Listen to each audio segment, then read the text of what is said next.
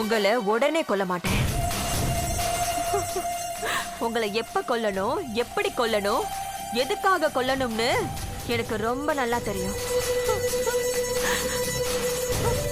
கௌரி எப்படி உங்களை ஆயுதமா பயன்படுத்தி எங்களை லாக் பண்ண நினைச்சாலோ அதே மாதிரி நானும் உங்களை ஆயுதமா யூஸ் பண்ணுவேன்.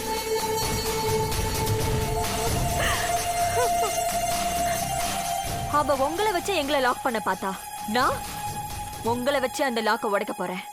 அதாவது முள்ளாலேயே எடுக்க போறேன். இந்த நிமிஷத்துல இருந்து உங்க சாவோட கவுண்டவுன் ஸ்டார்ட் ஆயிடுச்சு. செத்து போறதுக்கு முன்னாடியாவது எங்களுக்கு நேர்மையா ஹெல்ப் பண்ணுங்க.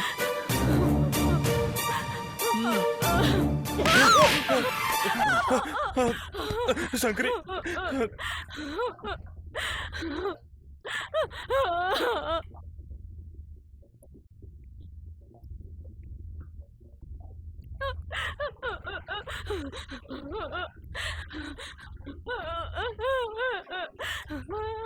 இதான் நீங்க ரெண்டு பேரும் உங்க வாழ்க்கையில பார்க்க போற கடைசி இடம். நல்லா பாத்துக்கோங்க. ஏன்னா இங்கதான் உங்க ரெண்டு பேரையும் அடக்கம் பண்ண போறேன். பரமு, இவன் கையில இருக்கிற செல்போனை கொடுங்க. செல்போனை கொடு.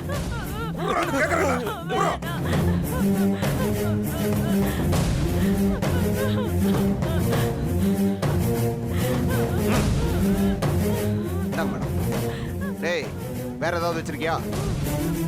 ஒரு அக்கா போலீஸ், இன்னொரு அக்கா லாயர். தவற வச்சு இங்க வந்தாலும் வந்துருவாளுங்க.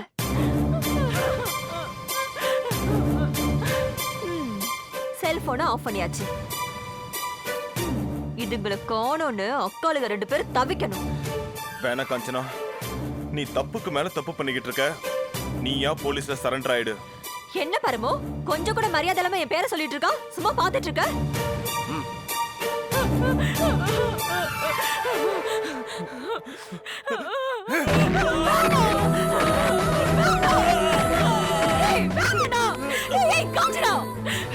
இதுக்கெல்லாம் நீ பதில் சொல்லுவ.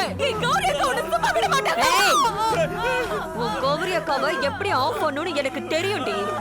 உங்க அக்கா இனிமே உன்னை உயிரோட பார்க்க போறதே இல்ல. பார்த்தா தானே என்னை பத்தி அவகிட்ட உண்மையை சொல்லுவேன். பாரு, நல்லா பாத்துக்க. வந்ததும் நான் சொன்னது மறந்து போச்சா?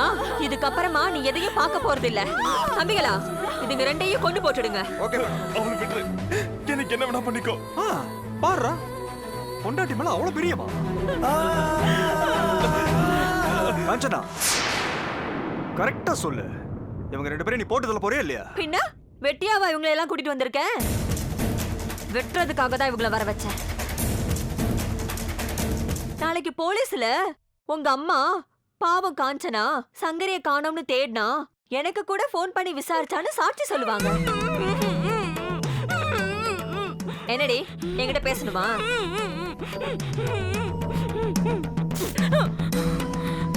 ரொம்ப ஆடாதடி.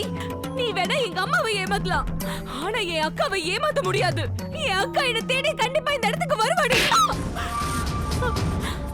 வருவா, ஒத்துக்கிறேன். வருவான்னு ஒத்துக்கிறேன். உங்க அக்கா திறமைசாலிதான், புத்திசாலிதான். கரெக்டா நீ இருக்கிற இடத்த தேடி கண்டுபிடிச்சு வந்துருவா. ஆனா அதுக்குள்ள நீங்க ரெண்டு பேர் தான் மேல போய் சேர்ந்துருவீங்களே. பார்த்தல, இது என்னுடைய கோட்டை. சுத்தி இருக்கிறவங்க எல்லாம் ஏன் ஆளுங்க. ஒரே ஒரு சொடக்கு போட்டா போதும், ரெண்டு பேரும் சைலண்டா செத்து போயிடுவீங்க. பொறுக்கி ராஸ்கல். பாவம் போனா போகுதுன்னு உங்க ரெண்டு பேரையும் என் வீட்டுல தங்க வச்சு எச்சி சோத்த போட்டா ஏன் சோத்த தின்னுட்டு எனக்கு எதிராவே வேலை பாக்குறீங்களா? இப்ப சொல்றேன்டி, ஓ சாவு ஏன் கையால தான்.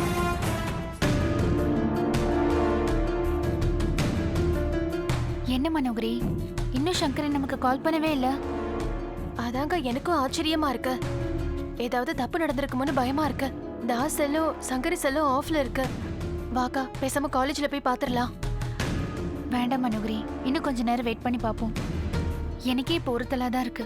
ஒரே நேரத்துல தாஸ் செல்லும் சங்கரி செல்லும் எப்படி ஆஃப் ஆகும்? அப்படியே ஆஃப் ஆனாலும் நாம தவிச்சு போயிருவோம்னு தெரிஞ்சு நம்ம கிட்ட ஏற்கனவே இன்ஃபார்ம் பண்ணிருப்பாங்கல்ல. ஏன் மனோகரி, ஒருவேளை சங்கரியும் தாசும் காஞ்சனா கையில சிக்கிருப்பாங்களோ? அப்படி கூட இருக்கலாம்க்கா. இருக்காதுன்னு இன்னொரு மனசு சொல்லுது. ஏன்னா விவசாயிய பார்க்க போனவ அவ்வளவு சீக்கிரத்துல வந்திருப்பாளா என்ன? அம்மா பேசுக்கா. சொல்லுமா. கௌரி, கொஞ்ச நேரத்துக்கு முன்னால காஞ்சனா பேசினா. என்னவா?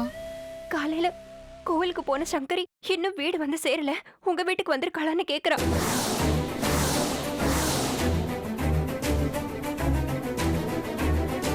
இப்போ காஞ்சனா எங்க இருக்கான்னு கேட்டியா? இல்ல, நான் கேக்கல. ஆனா அவ பேசுறத பார்த்தா வீட்ல இருக்கான்னு தானே அர்த்தம். ஆ, ஆமா, வீட்ல இருக்கான்னு தான் அர்த்தம். எனக்கு பயமா இருக்கு கௌரி. காஞ்சனா ஃபோன் பண்ணி சங்கரிய காணோன்னு சொல்றா. கூடவே வேற அவளோட செல் ஆஃப்ல இருக்குன்னு வேற சொல்றா. நீங்க சங்கரிய எங்க தான் அனுப்பியிருக்கீங்க? இங்க பாருமா, நீ பயப்படாத. நானும் மனோகரியும் சங்கரிய காலேஜ் வரைக்கும் அனுப்பி வச்சிருக்கோம். அவ கூட தாஸ் இருக்காரு. பிரச்சனை எல்லாம் ஒண்ணும் வராதுமா, நீ தைரியமா இரு. இங்க பாருங்க, நான் பாண்டியம்மா அக்கா கிட்ட பேசிக்கிறேன். இந்த சொத்தை திருப்புற வேலையெல்லாம் வேண்டாம். அதெல்லாம் காஞ்சனாவே வச்சுக்கிட்டோம், விட்டுருங்களேன். அம்மா, நீ தப்பா கற்பனை பண்ணிக்காத. சங்கரிக்கு ஒண்ணும் ஆகாது. அவ வந்துருவா, பயப்படாத. நான் வைக்கிறேம்மா. ஏய் கௌரி, கௌரி. ச்சே, என்ன சொல்ற கௌரி? அவ என்ன சொல்ல போறா? அதெல்லாம் ஒண்ணும் இல்ல, சங்கரி வந்துருவான்னு தைரியம் சொல்றா. ஆனா என் மனசு சொல்லுதுங்க, என் மக சங்கரி ஏதோ ஆபத்துல இருக்கா. சும்மா வாய்க்கு வந்த மாதிரி உளராது. காஞ்சனாவால சங்கரிக்கு எந்த ஆபத்தும் வராது. ஆமா, சும்மா வெறும் வார்த்தையா சொல்லி என்ன சமாதானப்படுத்த பார்க்காதீங்க. என் மக சங்கரிய பார்க்காம நான் சமாதானமாக மாட்டேன். அண்ணோ, நான் சொல்றத எனக்கு கேளு. என் மக சங்கரி வேணும். நான் சொல்றத கேட்கவே மாட்டேன். எனக்கு என் மக சங்கரி வேணும், அப்பதான் நான் சமாதானமாவேன். அம்மா பதட்டப்பட ஆரம்பிச்சிட்டாங்க. இனிமே அவங்க சும்மா இருக்க மாட்டாங்க. அவங்க சும்மா இருக்கணும்னா சங்கரியா அவங்க முன்னாடி கொண்டு போய் நிறுத்தணும். அக்கா, விவசாயிய பார்க்க போன காஞ்சனா இவ்ளோ சீக்கிரம் வீட்டுக்கு வந்திருக்கானா? எனக்கு என்னமோ டவுட்டா இருக்குக்கா. நான் இப்ப நேரா ஸ்டேஷனுக்கு போறேன். அங்க போய் தாஸ் சங்கரி நம்பரை ட்ரேஸ் அவுட் பண்ண சொல்றேன். கடைசியா எங்க சுவிட்ச் ஆஃப் ஆயிருக்குன்னு பார்க்க சொல்றேன். நீ அதுக்குள்ள தங்குதுற வீட்டுக்கும் காலேஜுக்கும் போய் சங்கரிய பத்தி எதுவுமே தெரியாத மாதிரி விசாரி. நீ சொல்றதும் சரிதான். 2 பேரும் ஒரே இடத்துல தேங்கி நிக்காம தனித்தனியா தேடுவோம்.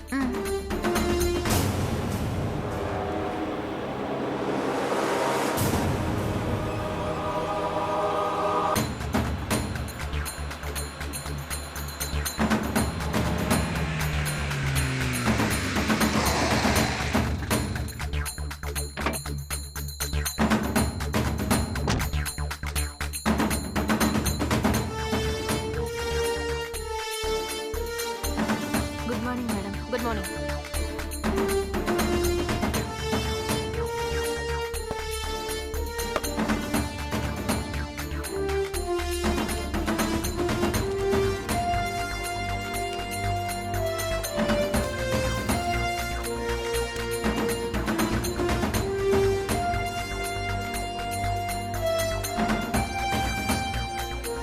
சுசீலா மேடம். இங்க வாங்க.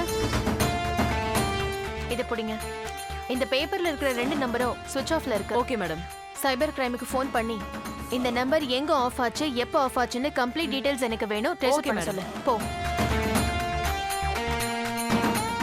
எனக்கு என்னமோ சங்கரியும் தாஸும் காஞ்சனா கஸ்டடியில இருப்பாங்களோன்னு தோணுது.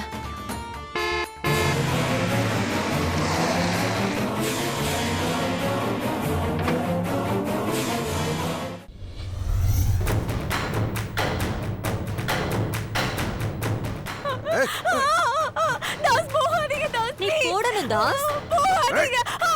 ஏய், போட்டனா வாய் மூடு. தாஸ், சரியா உனக்கு 2 மணி நேரம் டைம் தரேன். அதுக்குள்ள நீ கௌரிய போட்டுட்டு இங்க வந்துரு. இல்லனா சங்கரியோட சங்க அறுத்துருவோம்.